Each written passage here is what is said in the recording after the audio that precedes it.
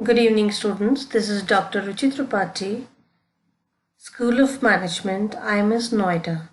I'm a facilitator and we'll be studying the topic resistance to change. It is one of the most important topics of organization behavior for the course BBA second semester.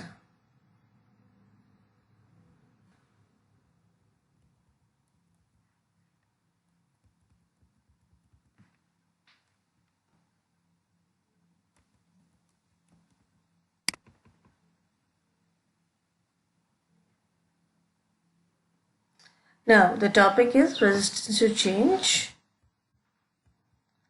One of the most important tasks of managers is to facilitate changes smoothly. Change is always inevitable, but so is resistance to change. As you all know, that one thing which is universal, it is resistance to change. It is a basic human nature of people to try and keep their methods and customs constant. This is where change management comes into practice.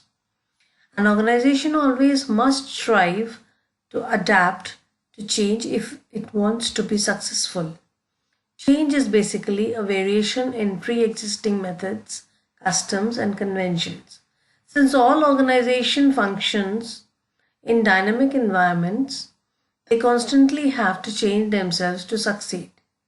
Change management contains several strategies that help in facilitating the smooth adoption of such changes. One of the most important facets of change management is resistance to change. It is simply human nature to counteract any changes and maintain the status quo. But since change is inevitable, instead of resisting changes, the organization must try to implement them with minimum hassle. Resistance to change may be either overt or implicit. For example, employees may react to change in policies with outright rejection and protests. They may even refrain from showing disapproval expressively, but they may do so implicitly by not accepting changes. Managers must understand these problems and help the employees adopt these changes smoothly. Now, there are certain reasons for change. In order to facilitate transitions and changes, managers must first be able to identify the exact reason for resistance. Such resistance to change is common in all organizations. The following are some reasons for this. Now, people generally find it convenient to continue doing something as they have always been doing. Making them learn something new is very difficult.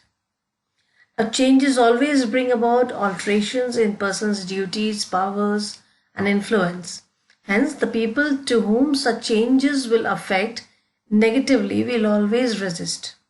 People who are adamant on maintaining customs instead of taking risks and doing new things will always resist changes.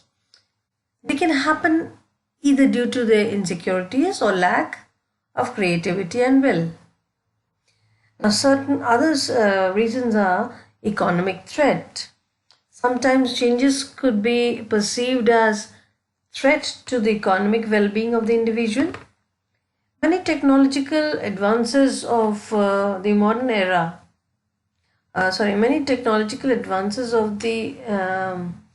era could be perceived as threats to jobs and economic security of employees. The economic threat then becomes very real in the minds of the employees who tend to resist changes, despite the fact that the new technology replacing the old would open up avenues of employment that would make up for the loss of displaced personnel.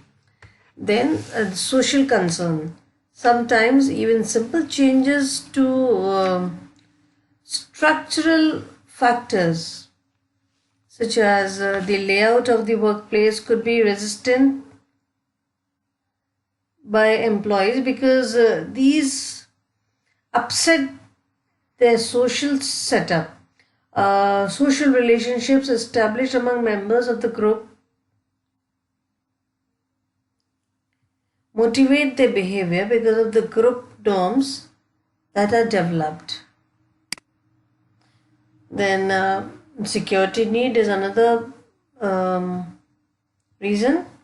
Apart from economic and job security, employees like to have some predictability and structure in their work lives. The need for this security blanket also makes them apprehensive about changes.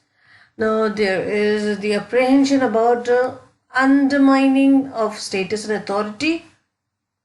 Then there's a need for retrolling and retraining. Then it is a fear of unknown. Then there are certain perceived anxiety about resource allocation. Then there are certain structural changes. Like employee behavior is patterned in predictable way, and that offer comfort in knowing what to expect.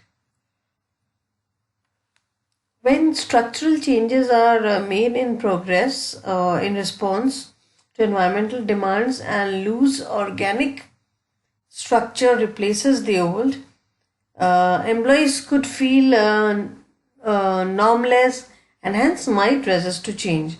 The non-involvement in the change process is another factor, or you can say no participation. So these are certain reasons for change. Now there are types of resistance to change. Resistance to change may be of the following three types. Logical resistance. Now this kind of resistance basically arises the time people genuinely take to adopt or adapt and adjust to changes. For example, when computers became common, accountants had to shift from accounting on paper to digital accounting. Now this naturally takes time to adapt to. Now psychological resistance under this category, the resistance occurs purely due to mental and psychological factors. Now the individuals often resist changes for reasons like fear of the unknown, less tolerance to change, dislike towards the management, etc. Now there are sociological changes or sociological resistance that relates not to individuals but rather to the common values and customs of the groups. Individuals may be willing to change but will not due to peer pressure from the group they are members of.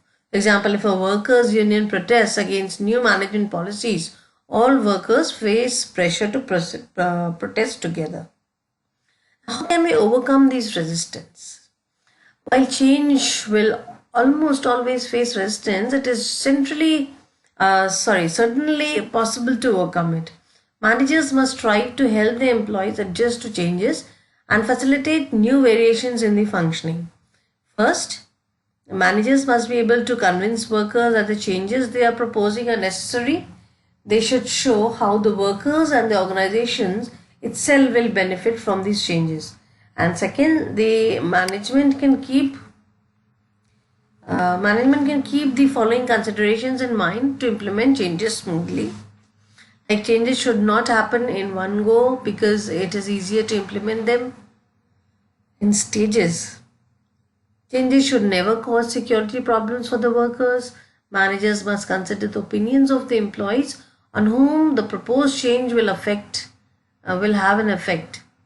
If managers portray leadership by first adapting to the changes themselves, employees are less likely to resist, and sufficient prior training of employees can help them accept changes with confidence. Now, there are certain other things which are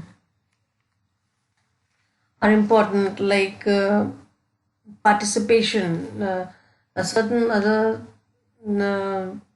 ways that the resistance to change could be overcome, like participation and involvement of the workers, communication and education. Like if the employees do not have adequate information or if the information that they have is inaccurate, Then it is necessary to educate them about the change, when it is to be introduced, why, how will it be implemented, and its process and its working. Now, leadership again is another way. Greater the prestige and credibility of the manager who is acting as a change agent, greater will be the influence upon the employees who will be involved in the change process. Negotiation, agreement, support and communication, manipulation, and cooperation. Then we have accepting the group, accepting the change, like selecting people who accept change. Research suggests that ability to easily accept and adapt to change is related to personality. It appears that people who adjust best to change are those who are open to experience, take positive attitude toward change, and are willing to take risks and are flexible to their behavior. Now, coercion. Last on the list of tactics in coercion, that is application of direct threat or force on the resistors. If the corporate management really is determined to close a manufacturing plant if employees don't agree to a pay cut, then coercion would be the label attached to its change tactic. Other example of coercion are like threats of transfers, loss of promotions, negative performance evaluation, and poor letter of communication. Now, the importance, it is always a good idea to encourage the participation of employees when managers plan for changes. Since changes are meant for the employees, they must have a say in the planning process. Such participation will make them less likely to resist the implementation of changes. The management can organize small informal meetings or the conferences with the employees for this, and managers should explain all the relevant details of the proposed changes.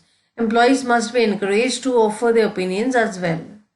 Thank you so much, and hope we'll meet in the next lecture.